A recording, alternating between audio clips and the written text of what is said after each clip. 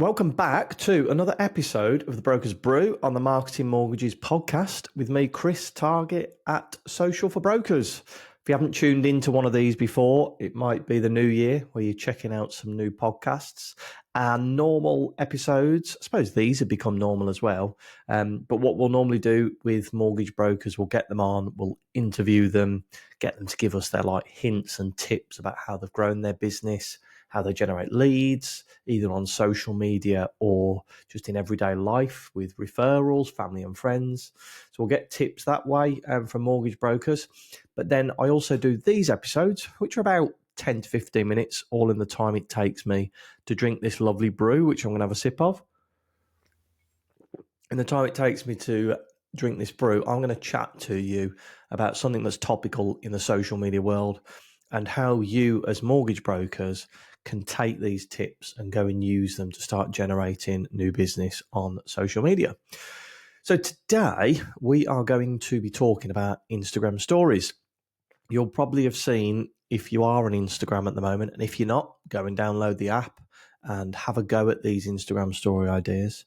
But if you are on Instagram, you'll probably have found that over the last few weeks, at the beginning of 2025, a lot more people are uploading to Instagram stories because we all get this sudden urge, don't we, to use social media in January. And Instagram stories is a really good place to start because you don't have to be polished on there. You can show the behind the scenes content. And that's why you're probably seeing a lot more stories in January. What normally happens, a cycle is we all get busy, and then by February, everybody's kind of dropped off it a bit because you realize that you've got more appointments in the bag and you get back to running the business.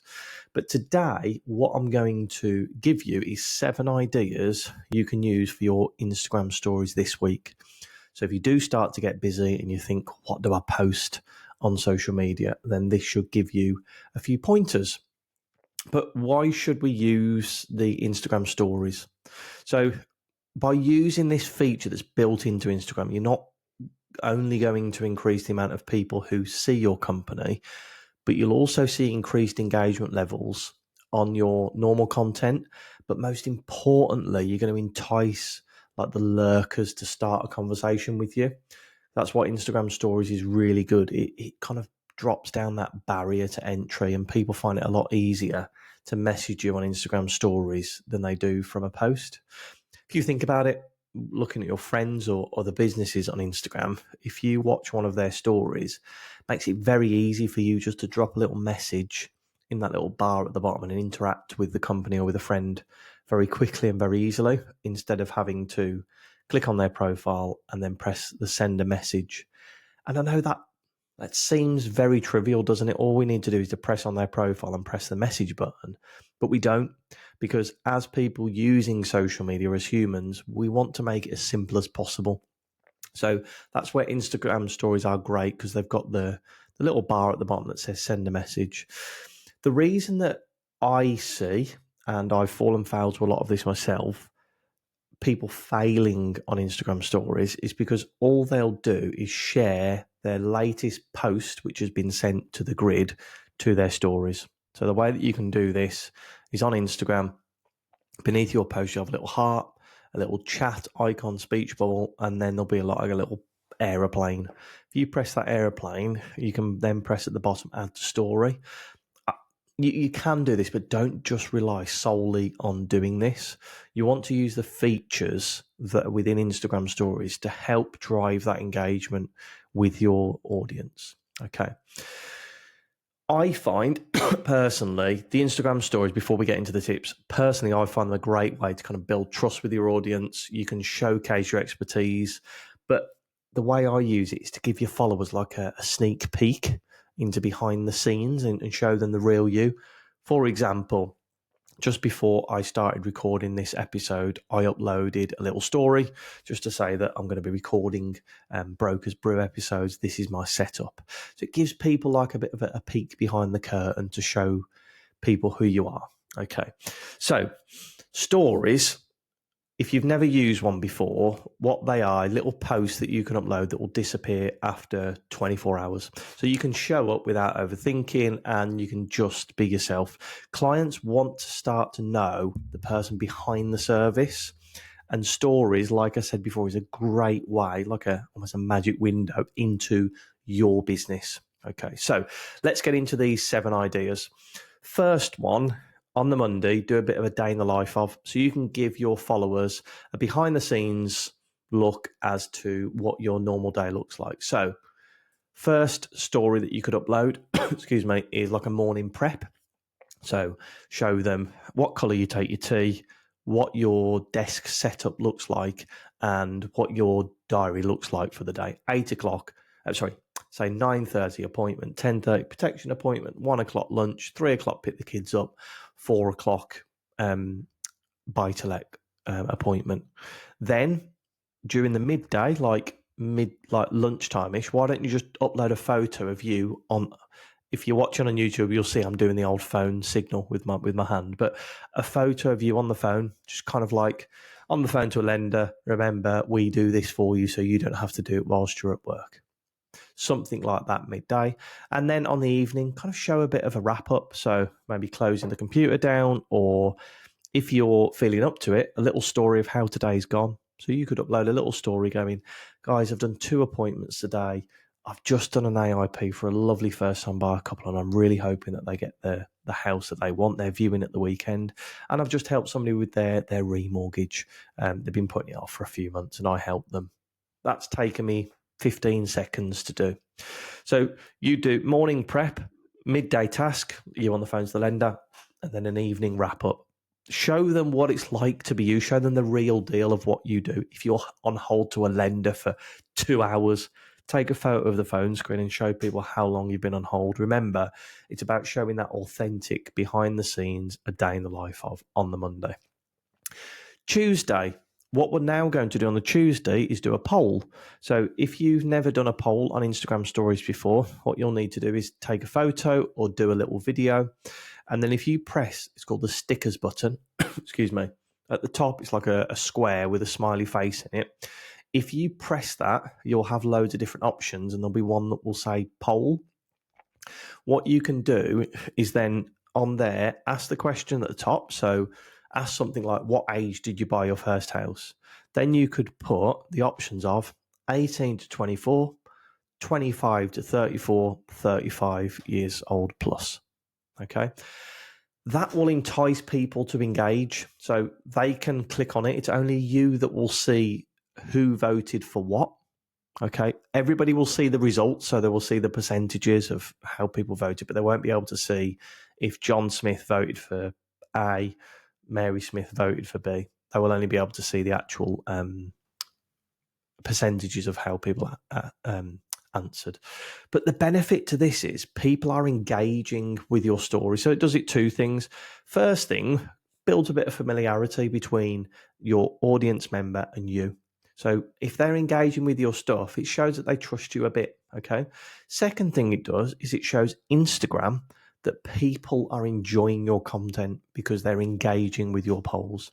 And it's great then, you can then share the outcome of that poll as another story. So you're twofold. You're not only getting some feedback, but you're also being able to create another post in the future. Wednesday. So we're on to Wednesday. Let me have a drink of this brew.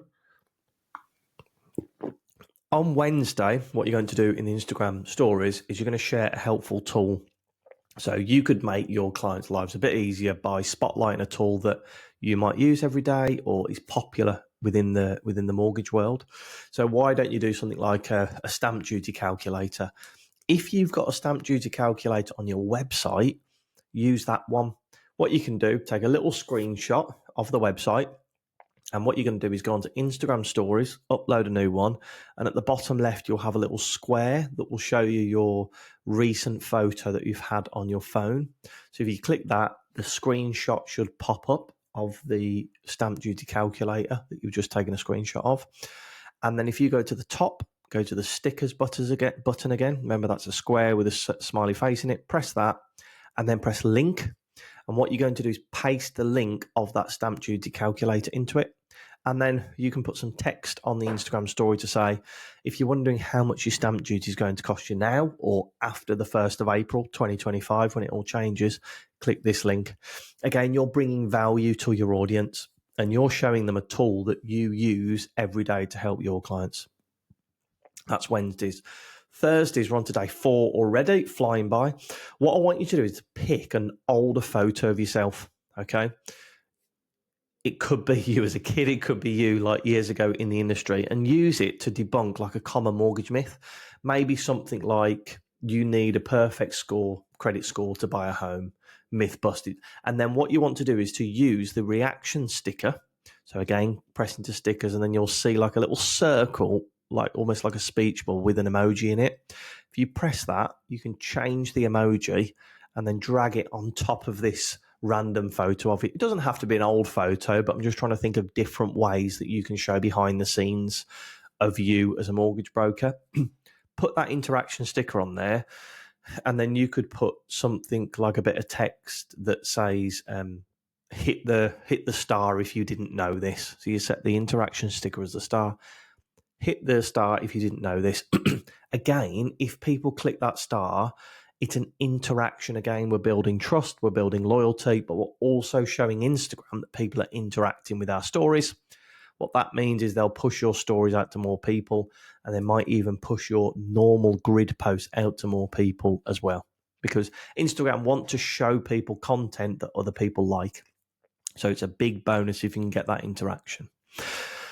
Friday, we're on to Friday. So what I would do on a Friday is use the question sticker, and again, press the sticker at the top, and then you can press questions, and you can encourage followers to ask you anything about mortgages or about life.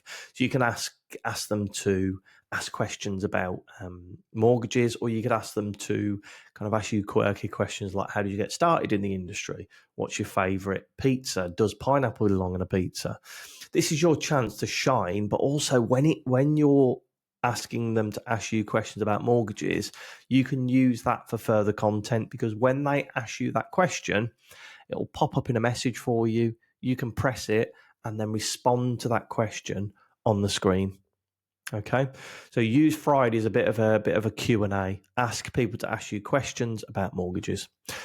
Then on Saturday, you want to have a bit more of like lighter heart content at the weekend, because people are winding down. They don't want to have mortgages rammed down their throats.